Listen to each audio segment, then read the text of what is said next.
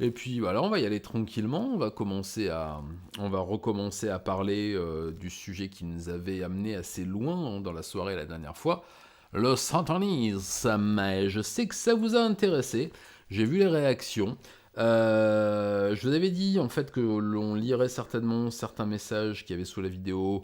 On ne le fera pas parce que je pense que c'est pas forcément bienvenu, mais par contre, on va parler de quelque chose dont je n'avais pas eu le temps de parler la dernière fois parce qu'on avait déjà fait beaucoup de travail.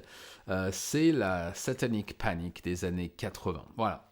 Alors du coup, on démarre cette deuxième partie, cette seconde partie des lives consacrés au satanisme et à une petite vulgarisation de ce que ça pourrait être. La dernière fois, ouais, Michel Remembers, mais c'est ce dont absolument tout le monde va parler quand on pense à ça. On va aussi parler d'autres choses. Ouais, j'ai trouvé un petit doc de 6 minutes. On va se le regarder après je vais dire tous les deux, tous ensemble. On pourra le commenter au fur et à mesure. Comme d'habitude, je ne l'ai pas regardé avant, comme ça me permettra de réagir en même temps que vous. J'ai vu les 15-20 premières secondes et ce sont des images que j'avais vues à l'époque ou juste après et qui me rappellent beaucoup de souvenirs. Ça va nous permettre justement de parler de cette époque maudite qui était assez surréaliste quand on y pense aujourd'hui, mais qui, vous le verrez, n'est pas forcément à reléguer dans les choses passées et qui ne reviendront pas. Voilà. La dernière fois, on avait parlé donc des différentes sortes de satanisme, des a priori que les gens pouvaient avoir dessus, du satanisme théiste, du satanisme lavéien. On en a parlé en long, en large et en travers. Si vous ne l'avez pas vu, je vous conseille d'aller voir le premier live sur le sujet. Donc il y a une capsule sur YouTube. Donc maintenant, je voudrais qu'on parle un petit peu non plus de la théorie, mais de la pratique. Euh, je voulais vous parler de ça déjà la dernière fois, on n'a pas eu le temps parce que c'est un sujet qui est assez vaste et qui dans les années 80 a fait couler beaucoup d'encre et pas mal de sang aussi et de larmes, notamment chez le jeune ado que j'étais à l'époque. Je vois que Liam Vick me pose une petite question un peu annexe, mais pas tellement en tant que sataniste que tu l'affiches physiquement comme avec des tatouages. Ouais, un peu. Après, il faut savoir ce que ça veut dire. Mais tiens, regarde, il y en a un qui est caché là, en base des flammes. J'en ai d'autres sur le corps que je vous montrerai pas. Il y en a quelques-uns, des petits un peu partout. Oui, je l'affiche un peu parce que ça fait partie du décorum. Ça fait partie du décorum, c'est ce dont je vous parlais la dernière fois, c'est que le satanisme lavéien non théiste est aussi une question de décorum, c'est-à-dire qu'on choisit ça plutôt que l'athéisme bête, parce que chez nous, il y a des capes rouges et du vin, quoi, et qu'on s'amuse plus, on met des cornes sur la tête et on rigole bien, et ça fait partie justement de ces représentations qui font que ça devient un peu plus fun que d'être juste. Après, je respecte et j'ai énormément d'amis qui sont dans des mouvements de libre penseurs et qui, notamment la chaîne Un Irréductible Athée, je ne sais pas si vous connaissez, qui fait un très bon travail, je trouve, de lecture et d'analyse des grands textes sacrés des trois religions abrahamiques, que je trouve assez intéressant, et qui relève justement les incohérences et les discours un peu. Déjà les discours très effrayants qu'il y a dans ces livres-là, à base de sacrifices d'enfants, d'inceste, d'infanticide, de réocriminalité, de viol, de tout ce que vous voulez. Enfin, c'est assez chouette. Et il fait ça très bien. Mais voilà, il se trouve que je laisse à ceux qui savent faire ce genre de choses. Mais que j'ai abordé, moi, cette approche du satanisme lavéien comme étant plutôt une façon d'aborder la liberté un peu différente. Il est vrai que j'ai toujours aimé m'afficher différemment depuis que... c'est ça, ils étaient satanistes, Liam Vick. Ils étaient qu'est-ce que je dis. Surtout l'Ancien Testament, c'est rempli de ce genre de joyeuseté. Tu vois, tu me fais bégayer, lapin. C'est exactement ça, mais les livres sacrés. Oui, dans le Nouveau Testament, c'est un peu plus gentillé. On va dire que la figure de Jesus est un peu plus sympa que celle de ces grands anciens. Voilà. Mais après, comme je vous en ai parlé dans un live aussi sur un 3615 ma vie, j'ai été éduqué de façon très religieuse dans des collèges catholiques, et ça a été une façon aussi pour moi qui ai toujours aimé me différencier des autres parce que je ne me sentais pas d'appartenir à ce groupe-là que l'on m'avait un petit peu imposé. Après, j'ai pas fait mon ado rebelle de base, si certainement, mais il y a eu des circonstances qui ont fait que c'était un peu compliqué pour moi de rentrer dans le moule. Et ça a été une forme d'affirmation dans les années 80. Justement, on va pouvoir... les collèges catholiques. À qui le dis-tu? On va pouvoir aborder le thème de la satanic panic en parlant de ça, parce que moi j'ai découvert tout ça. Figurez-vous que c'est ça, c'est l'Ancien Testament que pour les chrétiens, tu as tout à fait raison, Viola. J'ai été intronisé au heavy metal quand j'étais enfant avec mon papa qui aimait bien Black Sabbath et d'autres groupes. Mais voilà, j'en ai mangé à la maison tranquillement, mais je suis parti très tôt en pension et je me suis retrouvé dans un internat de garçons à 9 ans et demi. C'était un petit peu compliqué. Il se trouve qu'il y a un événement qui m'a sauvé la vie, enfin qui a changé ma vie à tout jamais. Ça va vous sembler assez paradoxal, mais vous allez voir, vous allez comprendre pourquoi très rapidement. C'est ma première communion. Voilà, les plus catholiques d'entre vous sauront ce dont je parle. Et le jour de ma première communion, les parents, tous les parents, les oncles, les tantes et autres m'ont offert des cadeaux. Alors c'était surtout à base de croix, de médailles, de gourmettes diverses et variées, d'un goût assez 80s. En même temps, c'était en 1980, donc voilà. Ma tati, qui était aussi ma marraine et qui est décédée il y a 2 ans, mon grand regret, je l'aimais beaucoup, m'a offert un Walkman Sony qui venait juste de sortir. Voilà, le Walkman Sony, vous savez, avec les écouteurs, le casque, qui était à peu près grand comme ça, qui lisait des cassettes. Voilà, elle m'a offert ça. Et sans cassette, bien sûr. Ah ouais, c'était le luxe, mais elle était directrice d'école, en mousse orange tout à fait. Elle était directrice d'école, ma tontine, donc elle avait de l'argent. Enfin non d'ailleurs, mais bon, elle m'aimait, elle au moins. Pas comme vous, mais si, je sais.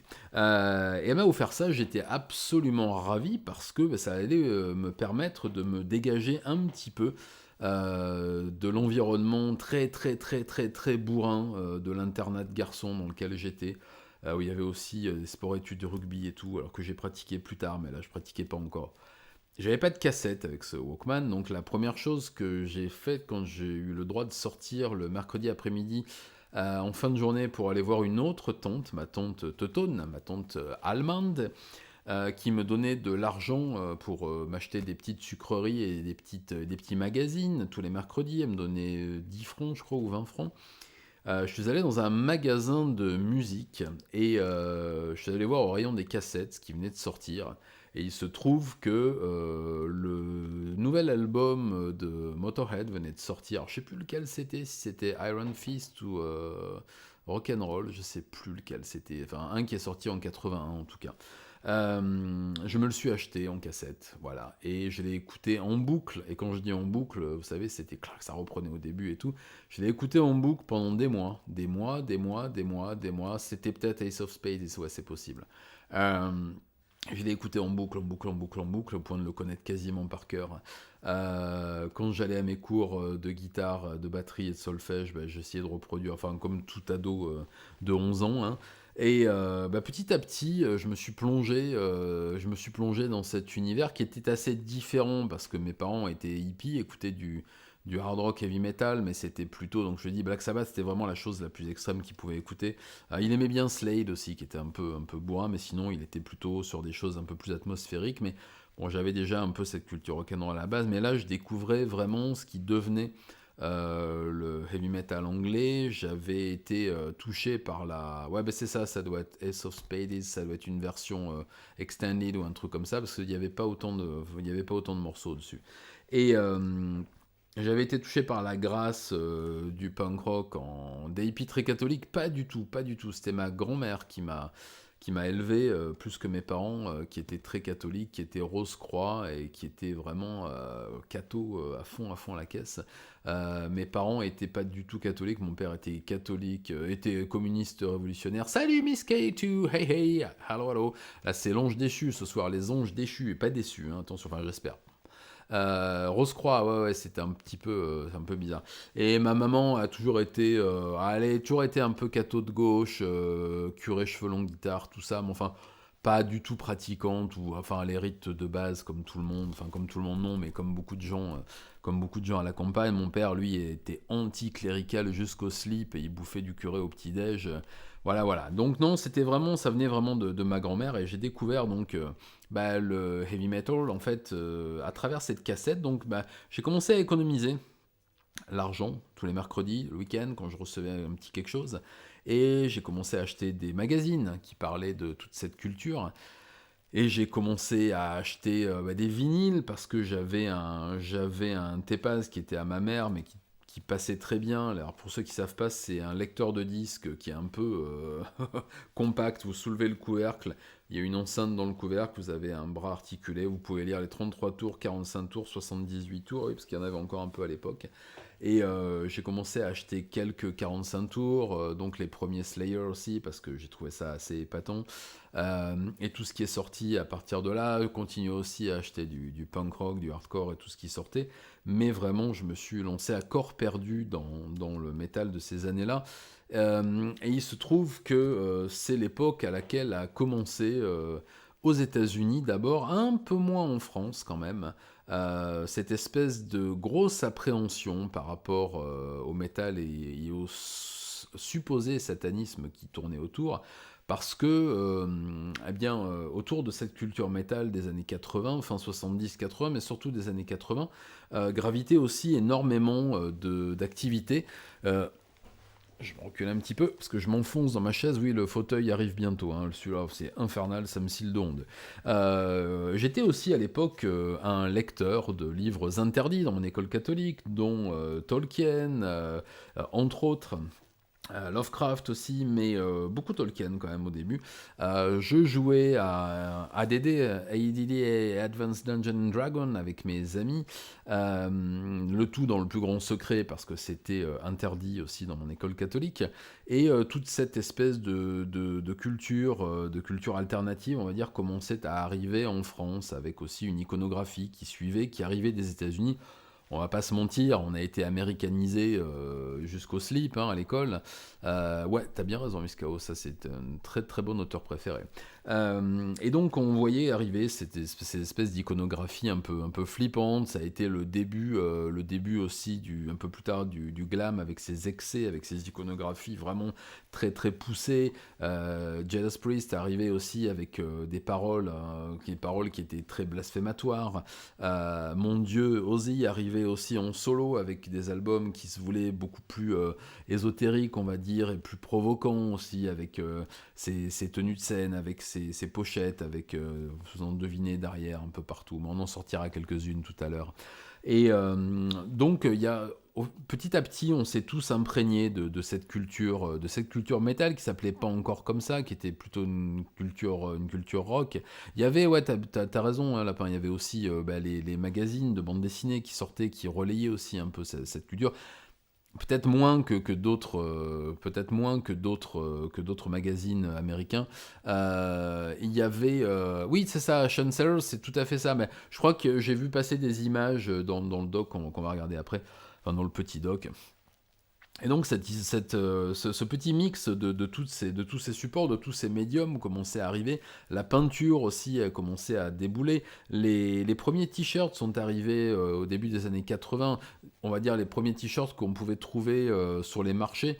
Alors à l'époque, dans les villes de province et à Saint-Ouen et partout, on trouvait des marchands justement de merchandising qui sont certainement devenus plus tard EMP et autres arnaqueurs de première, mais on trouvait beaucoup de t-shirts, alors je sais pas si c'était de l'officiel ou pas, on commençait à trouver beaucoup de t-shirts, alors d'abord des groupes plus mainstream comme AC/DC, Queen, etc., mais Petit à petit, on a commencé à avoir les premiers t-shirts de Slayer qui sont arrivés et qui étaient du pain béni pour tous ceux qui voulaient emmerder le bourgeois.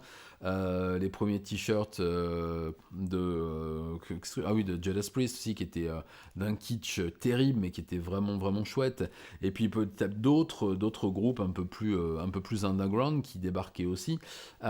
Mais c'était surtout une vague qui arrivait des États-Unis et on n'a pas été très très très très au courant de ce qui se passait là-bas parce que cette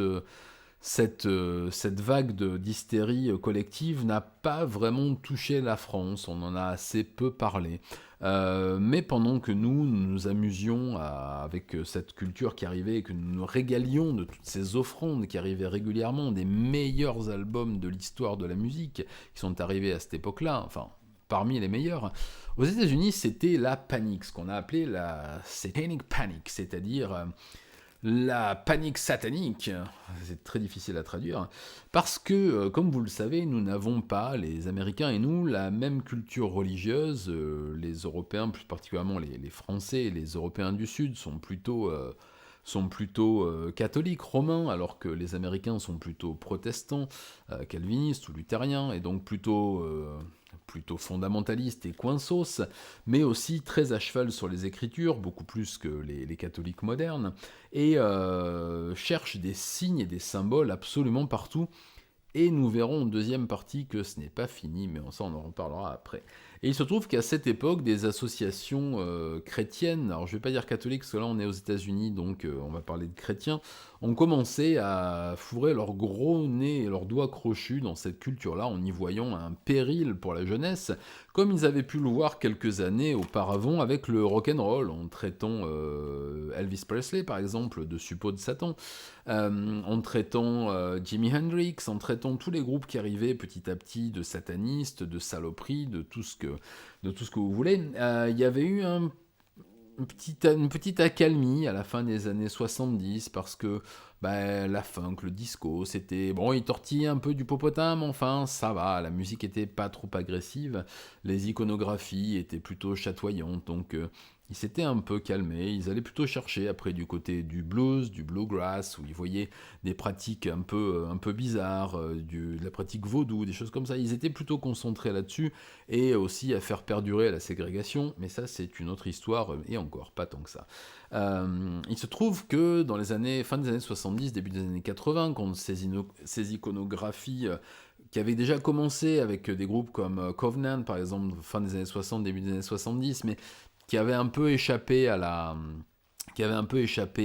aux fourches codines là, des extrémistes religieux chrétiens, les choses devenaient évidentes, c'est-à-dire que les pochettes d'albums s'affichaient ouvertement avec des iconographies très provocantes, on y voyait Lucifer, on y voyait des pentagrammes, on y voyait des triple six, on y voyait vraiment des choses qui étaient là pour choquer le bourgeois, et ça a terriblement bien marché.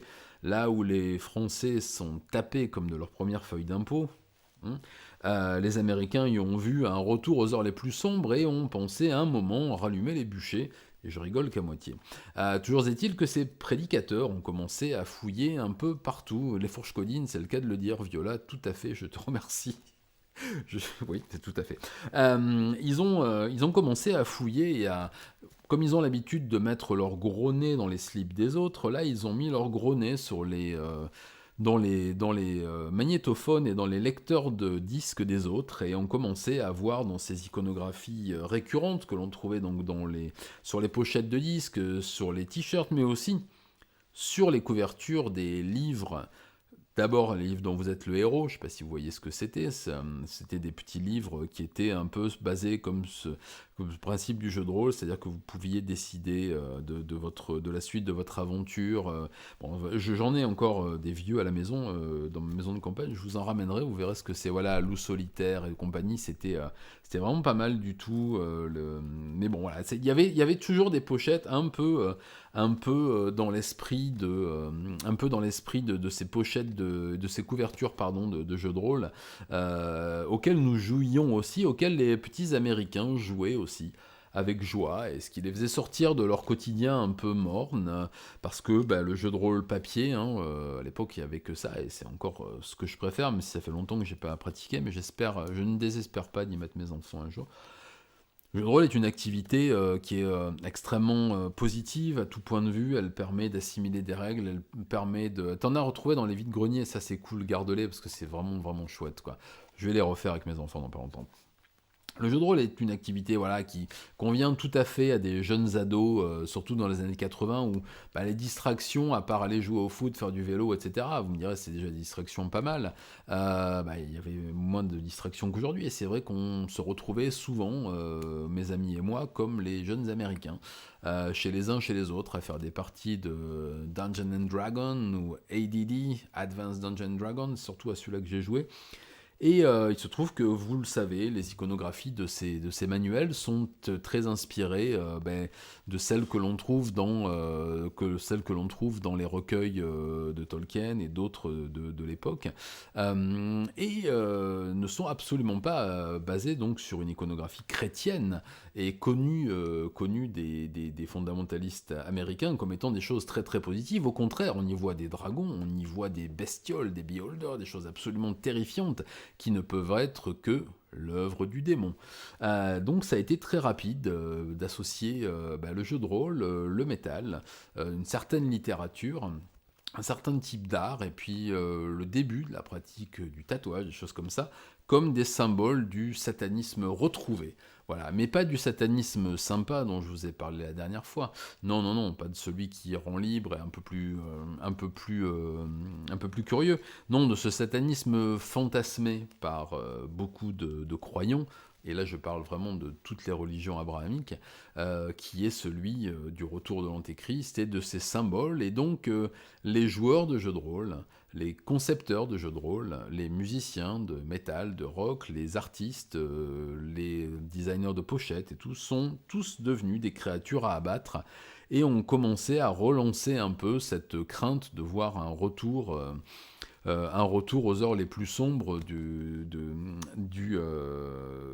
satanisme et de l'ésotérisme en général dévoyé, bien entendu, et ont commencé des grands procès, voilà, ont commencé des grands procès dans les tribunaux américains, des procès d'éditeurs d'abord, des procès de groupes. On a vu des jeunes chrétiens poussés par les prédicateurs à les piétiner et casser des disques de Wasp, de Motley Crue, de Twisted Sister, bientôt la fameuse intervention de Dee Snider à la cour de Los Angeles, je crois, où il sort son petit papier dans sa poche arrière qui est absolument magique. Et la traque a commencé en créant une nouvelle panique et des recherches de symboles dans à peu près tout ce qui pouvait sortir à l'époque. Donc je vais m'arrêter de parler 2 minutes, mon petit monologue là qui vient de durer 23 minutes, je suis désolé. Je vous propose qu'on regarde ensemble un peu de ce reportage. Donc comme je vous ai dit, j'en ai pas encore vu beaucoup, j'ai juste vu le début. On va essayer de commenter. Ça s'était déjà passé avec les Beatles. Oui, mais avec Elvis aussi, avec Muddy Waters, si, avec quelques bluesman. Non, ça n'a pas été nouveau, hein.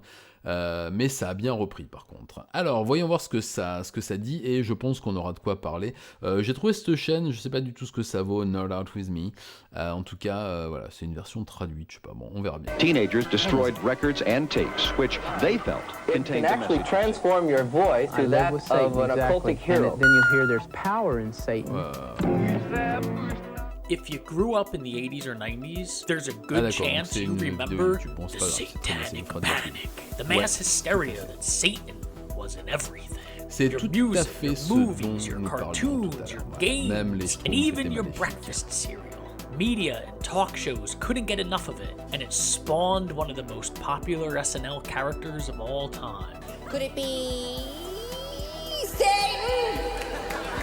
So let's backpedal a bit Les maîtres and de relive l'univers the Ozzy. Satanic Panic of the 80s and 90s.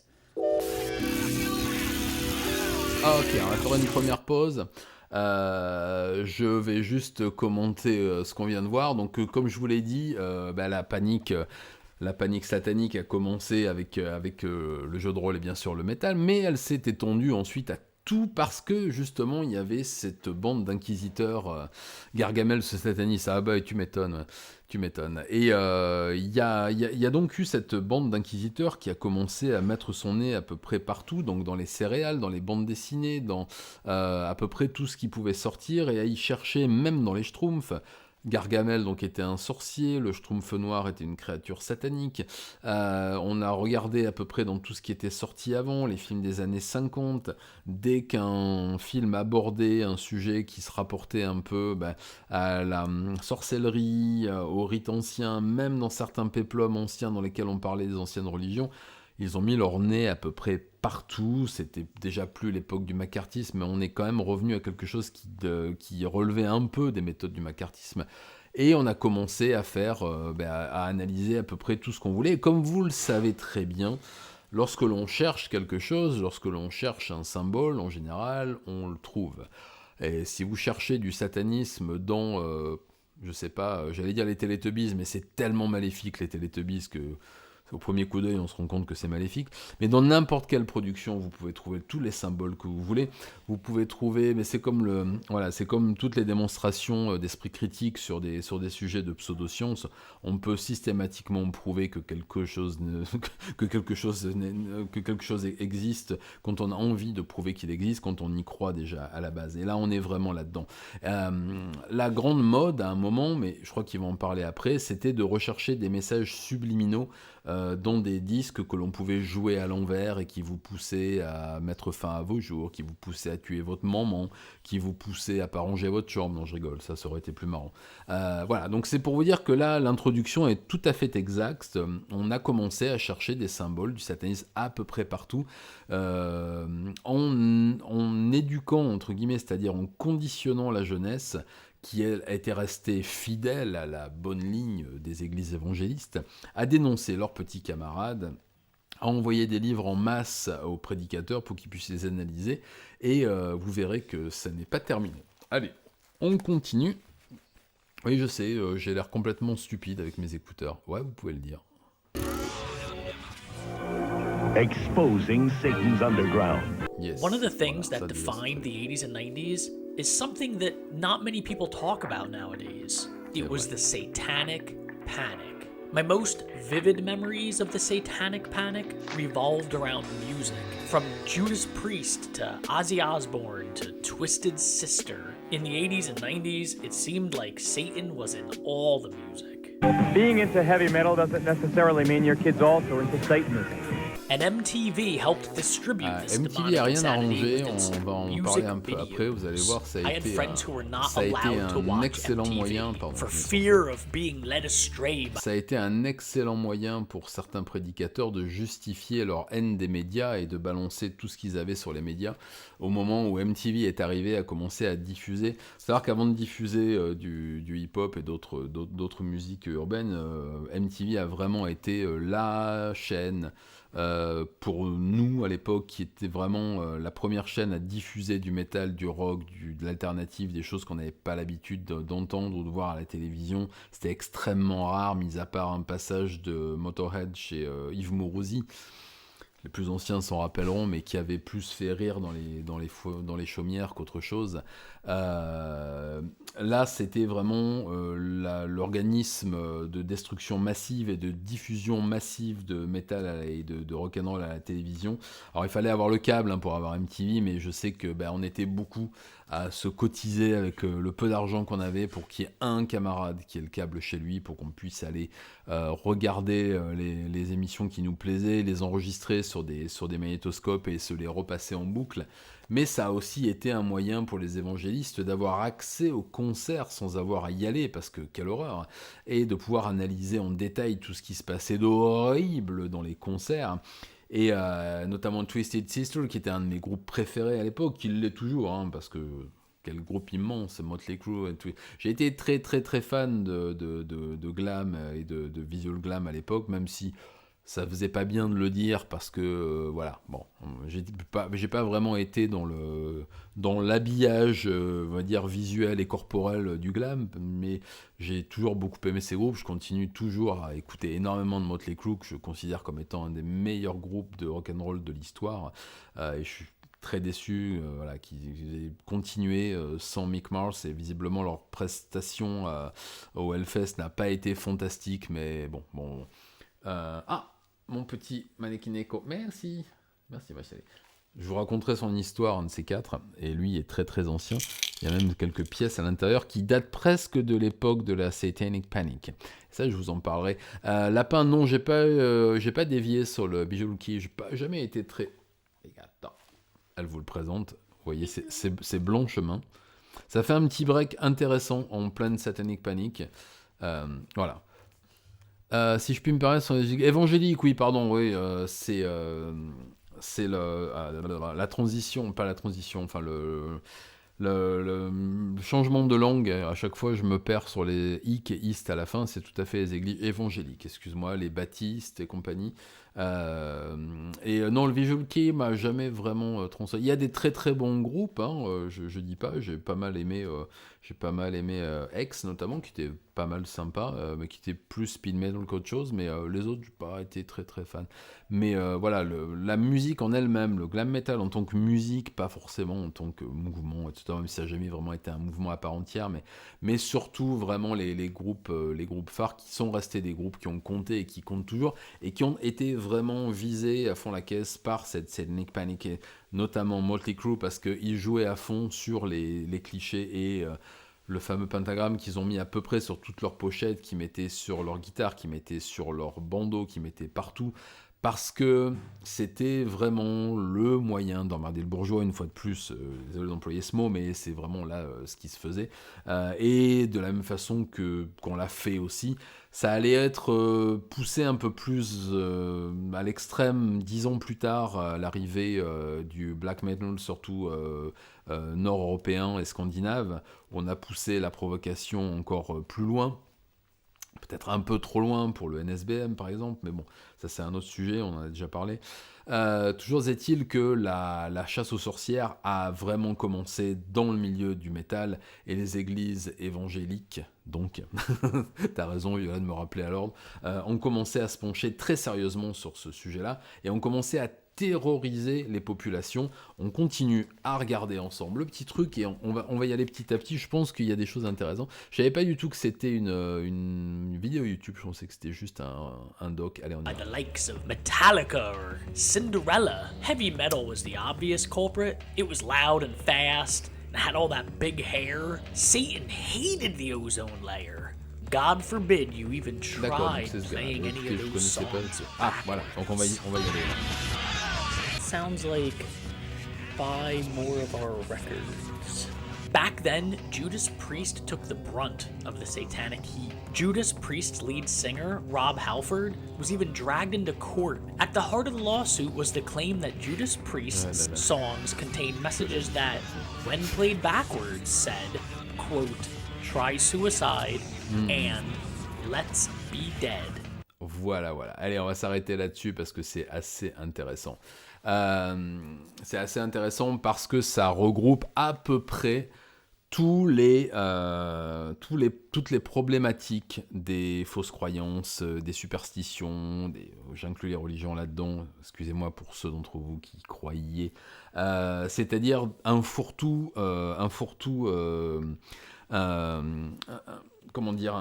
de compréhension qui fait le festival de la pareidolie. C'est exactement ce que j'allais dire, le Arnaud, c'est salut.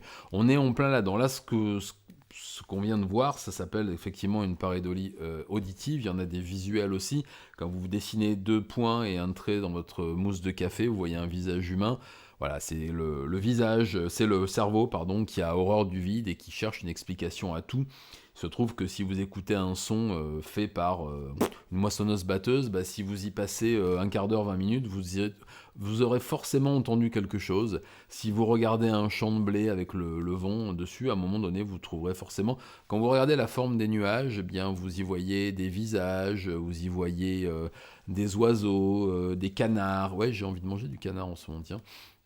Et Smiley en sont un exemple parfait, tout à fait, même si là il y a une volonté de représentation, mais là on est vraiment, la pareidolie est absolument partout. Moi, mais j'en doute pas que ton aspirateur te parle pour de vrai. Moi, j'ai des trucs complètement zinzin qui me parlent pour de vrai aussi, hein. Et c'était extrêmement facile, donc c'est extrêmement facile de prouver quelque chose en utilisant des biais cognitifs, en utilisant des choses telles que la pareidolie, notamment pour ceux qui se font les apôtres des, comment on appelle ça, j'ai les chemtrails, eh bien vous voyez des traces de condensation dans le ciel, c'est assez facile d'inventer une théorie là-dessus. Je viens de voir une vidéo là, il y a quelques temps sur un grand intellectuel qui voyait des traces de lumière arc-en-ciel faites par sa porte, et qui en déduisait donc que la Terre ne pouvait pas être ronde, puisque les arcs-en-ciel laissés par le Soleil qui passait à travers sa porte par le biais de la courbure soi-disant de la Terre étaient droites et plates. Donc c'est QFD, la Terre est plate. Et bien là on a à peu près la même chose, on prouve par l'absurde quelque chose qui n'existe pas mais qui sert un narratif, voilà, qui sert un narratif de chasse aux sorcières.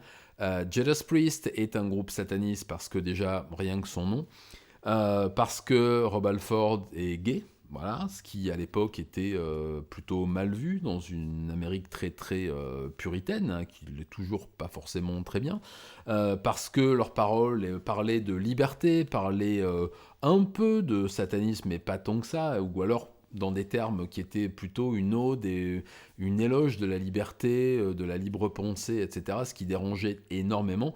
Donc c'est pas étonnant qu'ils aient été les premières victimes. Breaking the Law, qui est leur morceau du début qui est absolument fabuleux, et qui parle aussi de cette liberté, il y a énormément de paroles chez Judas Priest qui tournent autour de ce concept-là, et forcément, quand on veut, alors comme on dit, quand on veut tuer son chien, on dit qu'il a la rage, là quand on veut accuser quelqu'un de satanisme, on prend un de ses albums, regardez, il parle de Satan, hop, sataniste, oui mais c'est pas assez, regardez, on va le jouer à l'envers, ce qui est forcément une preuve irréfutable, et vous allez voir, on va y entendre des messages absolument terribles, et on y trouve à peu près tout ce qu'on veut. Là, c'est un exemple parfait. On continue un petit peu. Ce petit doc me semble absolument parfait. Continuons. Ce qui n'est pas un doc, mais une vidéo YouTube. Je mettrai le gars en crédit. Talk shows like Oprah and Geraldo milked the insanity for all it was worth. Les exorcismes directs, comme c'est chouette. Than a teen out of control?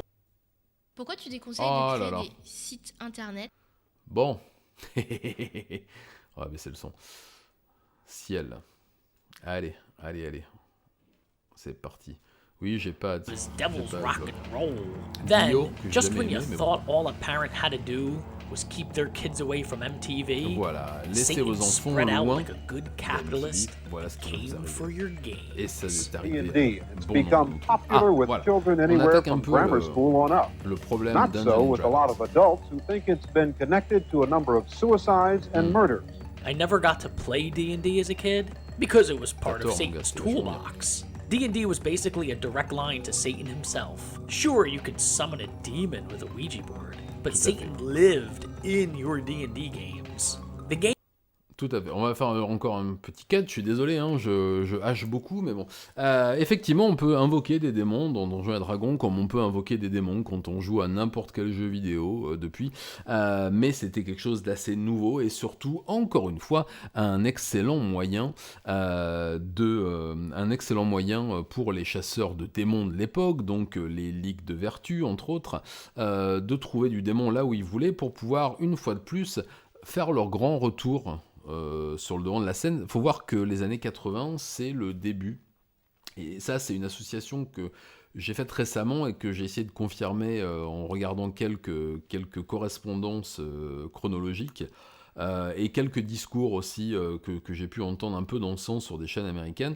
Fin des années 70, début des années 80, c'est aussi l'émergence des chaînes câblées et du réseau câblé aux États-Unis qui a d'abord été investi donc, par les réseaux locaux, donc qui était d'abord quelque chose qui parlait de la vie locale, qui parlait des événements locaux. Wayne's World, Megatough, ça c'est typiquement une chaîne du câble des années 80 et qui donc diffusait, parce que c'était comme les radios libres en France, de la musique qu'on n'entendait pas ailleurs, donc en l'occurrence du métal, les débuts du thrash metal et toutes les musiques alternatives qui arrivaient.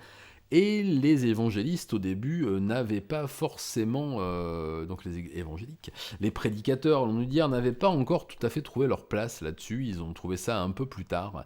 Il fallait donc qu'ils fassent un retour en force sur le devant de la scène. Quoi de mieux que de combattre ce qui marche, et c'est toujours d'actualité aujourd'hui, quand un phénomène fonctionne, il y a toujours des antis de ce phénomène qui arrivent et qui essaient de se faire leur place, justement, et de trouver leur part du gâteau. Regardez on va parler de YouTube, puisque c'est quelque chose que je pratique tous les jours, ou presque, les chaînes de drama. Et encore une fois, j'ai des très bons amis qui en font. Eh bien, elles se nourrissent de choses qui marchent, en invitant des gens qui vont dénigrer ces choses qui marchent, et en essayant de mettre en avant leur point de vue pour essayer de prendre la place de, non pas quelque chose qu'ils n'aiment pas, mais quelque chose qu'ils auraient aimé faire. Et là, en l'occurrence, trouver sa place sur le devant de la scène dans les chaînes du câble dans les années 80, c'est ce que les prédicateurs auraient voulu faire, et malheureusement pour eux, la jeunesse en avait rien à faire. Les jeunes, ils préféraient regarder MTV quand ils pouvaient, ou regarder les chaînes locales, avec des petits Wayne's World un peu partout, qui leur diffusaient leur musique préférée. Ils voulaient s'éclater, ils voulaient prendre des trucs pour se retrouver un peu ailleurs, ils voulaient draguer des filles et des garçons, ils voulaient boire des coups, ils voulaient s'amuser, ils voulaient avoir les cheveux longs, c'est tout ce qu'ils voulaient. Et c'est vrai que la figure de Lucifer, qui est arrivé et qui s'est imposée comme une iconographie majeure, représentait cette liberté et donc faisait extrêmement peur à tous ces prédicateurs qui, eux, voulaient un retour à une Amérique puritaine et basée sur les valeurs des grands pionniers. Donc la chasse était faite absolument à tous ceux qui voulaient se lancer et qui voulaient vivre de ce nouveau mouvement. Je vois qu'il y a un long commentaire qui m'a l'air intéressant.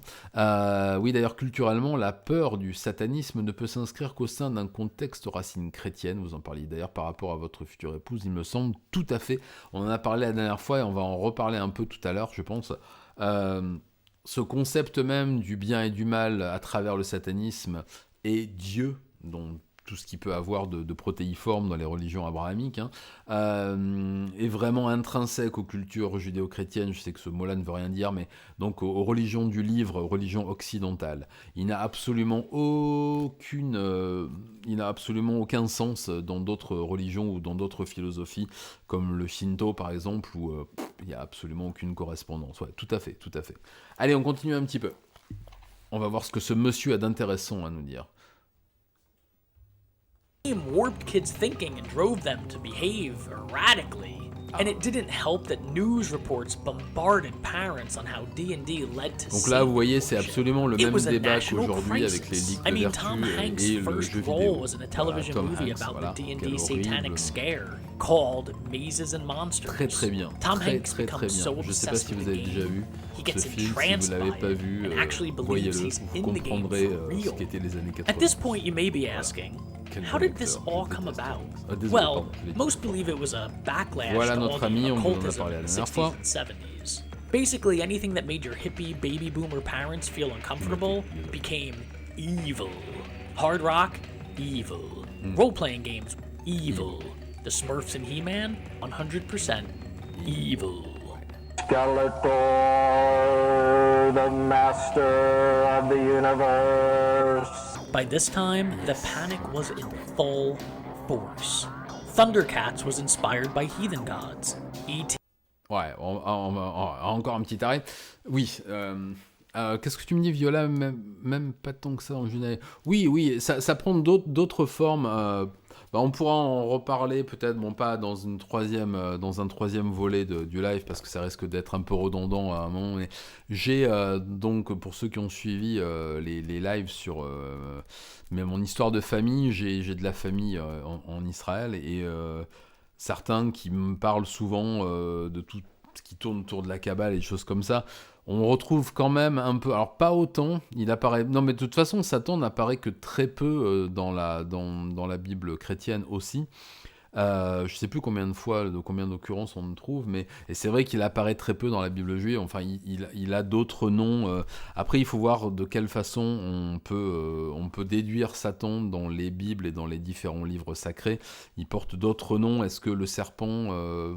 il y a des histoires de traduction du grec, il y a des histoires de traduction de l'hébreu, il y a des histoires de traduction, mais Après, tu as raison, il apparaît moins dans la Bible juive, tout à fait.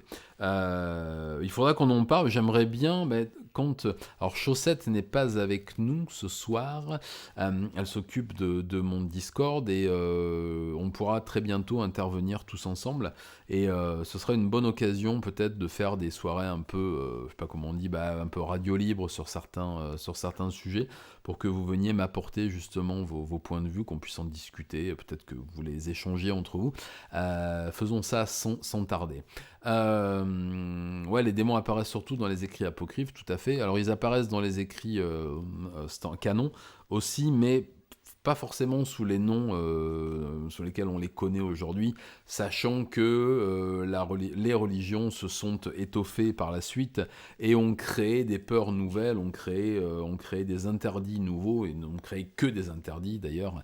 Tout à fait, oui, tout à fait, Viola, c'est le mot symbole d'un adversaire, tout à fait. Donc on le retrouve écrit de différentes façons. Le tentateur du désert dans le Nouveau Testament, enfin voilà. Bon, on va pas en reparler, on avait fait la partie théorique la dernière fois. On va vraiment se concentrer aujourd'hui, on va finir de regarder cette très bonne vidéo, très drôle, et continuer d'en parler. Là, on attaque un peu plus le mainstream et la chasse aux sorcières qui a eu également, E.T. est forcément...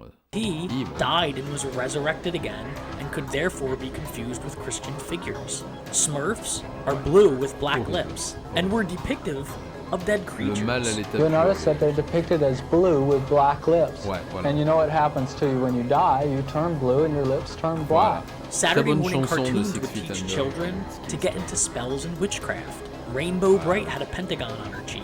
Books like The Lord of the Rings and The Chronicles of Narnia were burned in front of churches to expel the evil demons that dwelled within. Procter & Gamble had to hold a press conference to deny that they were funding a satanic church. Then, Satan created the internet. And Alors là, je peux être que d'accord, je n'ai jamais utilisé Windows de ma vie. Bannissez Windows de vos existences, les amis. Mais tout à fait, Microsoft et Satan. The evils that lurked inside those series of tubes. I'd like to say something about this. Let me ask you something. Have a talking doll rip out your voice box?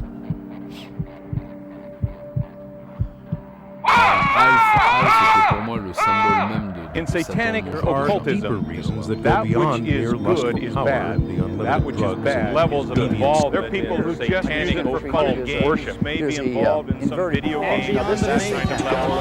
the kids that listen to this are killing themselves and each other because of that.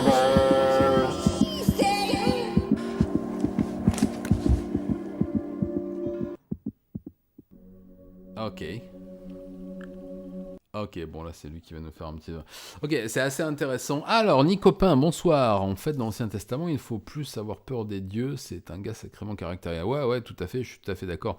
Line Explorer, oui, certainement. Je connais un peu moins. Oui, j'ai eu le malheur d'être happé par Apple dès le Macintosh, le premier avec la biscotte à l'intérieur, que ma mère grand m'a acheté à l'époque, et depuis, je n'ai eu que ça toute ma vie. Voilà.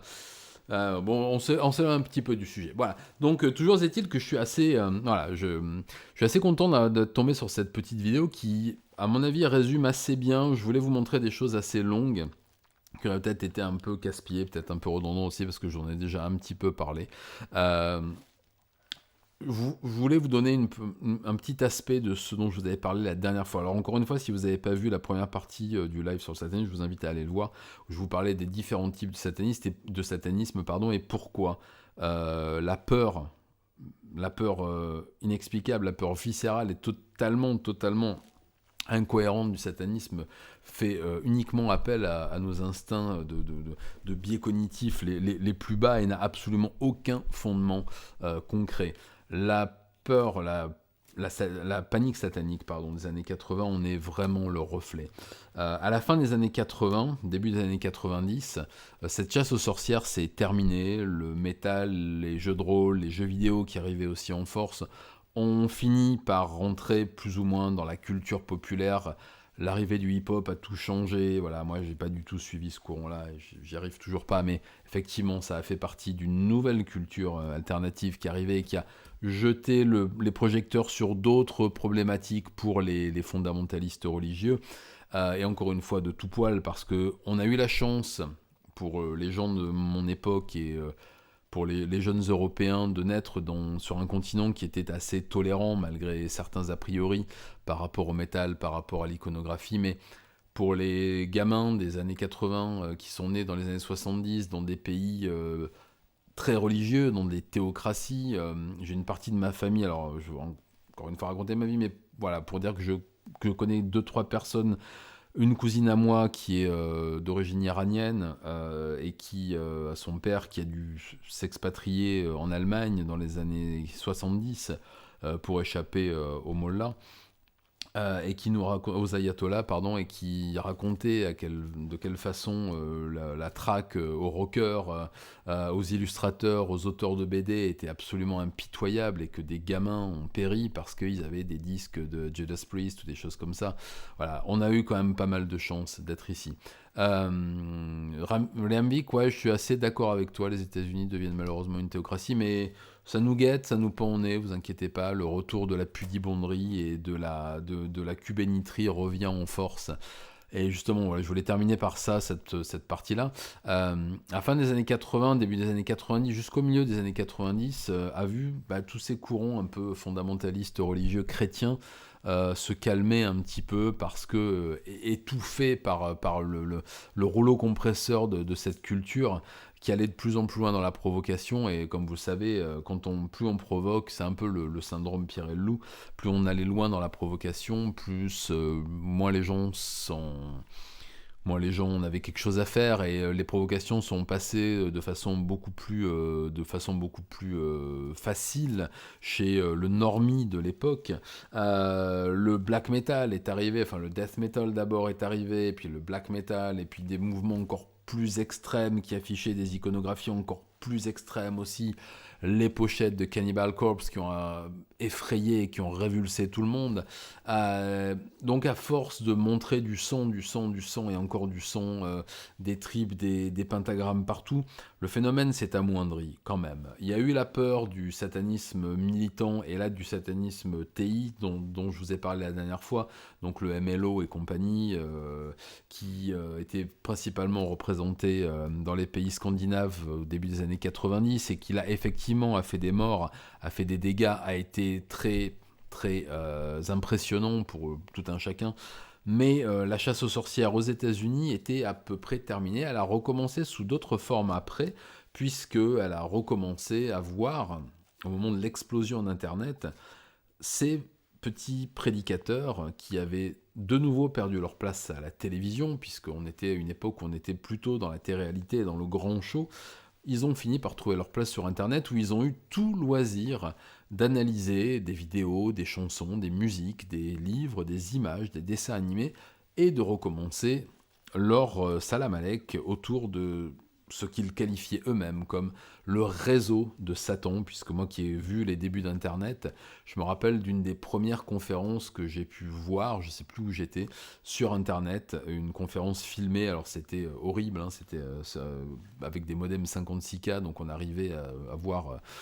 on n'arrive pas à avoir grand-chose, mais qui commençait déjà à qualifier les internets, parce qu'ils sont plusieurs, faire autant de bêtises, il ne faut pas être tout seul, de réseau de Satan, de réseau du diable, de réseau du démon.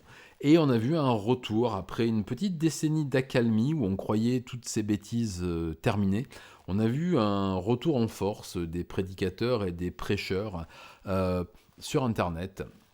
On va en parler un petit peu après parce que j'ai trouvé quelque chose justement qui me semble être assez intéressant. Je voulais juste vous donner un peu mon ressenti. Oh, j'aime pas ce mot-là, mais mon ressenti maintenant. Avant de vous donner mon ressenti qui n'intéresse personne, je vais lire 2-3 questions. Je vais boire un coup déjà, on va faire une petite pause. Voilà. Petite pause. Je ferai un cut ici, tiens, pour la capsule YouTube.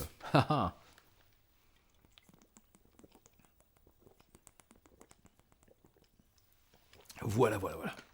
Alors, j'ai vu passer des messages très intéressants de... je fais tomber ma vapoteuse, de Viola Mirabilis. Je vais essayer d'y répondre ou de les commenter. Alors, attends. Je vois une petite image derrière. Pas oublier l'importance des films aussi, tout à fait. Tout à fait. Et c'est vrai que la petite vidéo du gars n'a pas parlé des films. On en a un petit peu parlé la dernière fois, mais on pourra peut-être en parler un petit peu. De toute façon, je voulais faire une petite partie sur la pop culture et les emprunts justement à la culture du satanisme réel ou figuré, ou fantasmé même dans le cinéma. Rosemary's Baby qui présente un club de satanistes du 3e âge, alimenter le fantasme, tout à fait. Et figurez-vous que ça a été quelque chose que j'ai pu vivre un peu, expérimenter dans les années 80. Ma grand-mère, donc, qui m'a plus ou moins élevé, même plus que moi, était très croyante, était Rose-Croix, convaincue de l'existence de Dieu, et donc si on croit en Dieu, on croit en diable, comme on dit, et comme moi je ne crois ni à Dieu ni à diable, j'avais du mal à parler avec elle de ces choses-là, et de lui expliquer pourquoi le fait d'avoir lu le livre d'Anton LaVey avait changé ma vie, alors que pour elle, c'était juste une Bible satanique, c'est-à-dire une anté-Bible. C'était vraiment la représentation qu'elle avait. Elle avait du satanisme, l'image que l'on en voit dans Rosemary's Baby et dans d'autres films, c'est-à-dire une assemblée de vieilles personnes qui prient ensemble et qui espèrent le retour de l'Antéchrist. The Omen est une de mes trilogies cinématographiques préférées. D'ailleurs, vous le savez, un de mes premiers tatous, c'était un 666 tatoué au même endroit que Damien dans la série de films. Ce qui a fait hurler ma grand-mère, qui était peut-être un peu le but aussi, paix à son âme, qui n'existe pas d'ailleurs, mais paix quand même.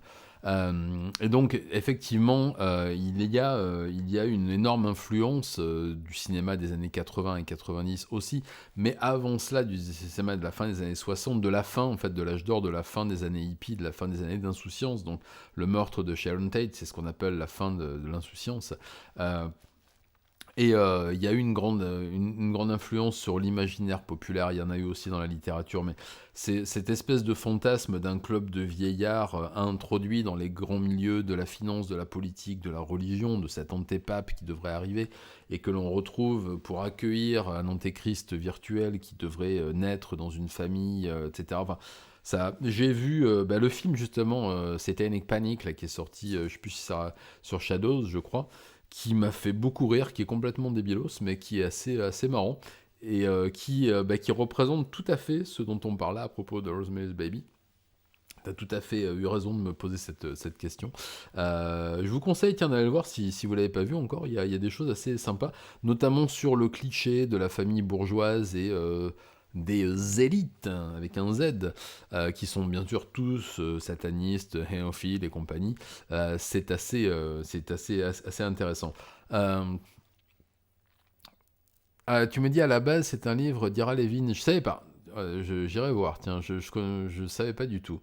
Et si le livre est bien, ouais, mais le film est vraiment, je sais pas, il part dans tous les sens. Il y a des endroits assez, il y a des moments assez épiques. J'ai bien aimé, et j'ai surtout aimé justement que l'on y retrouve. C'est assez fidèle, d'accord. J'essaierai de trouver le livre. Tiens, je vais pouvoir vous parler tout à l'heure de mon nouveau partenaire Next Story, avec qui je viens de signer un contrat et qui est là peut-être en livre audio ou en e-book. J'irai voir ça, je vous reparlerai dans un live dédié justement de ce partenariat qui risque d'être assez intéressant. Enfin, on en parlera plus tard, c'est pas le sujet.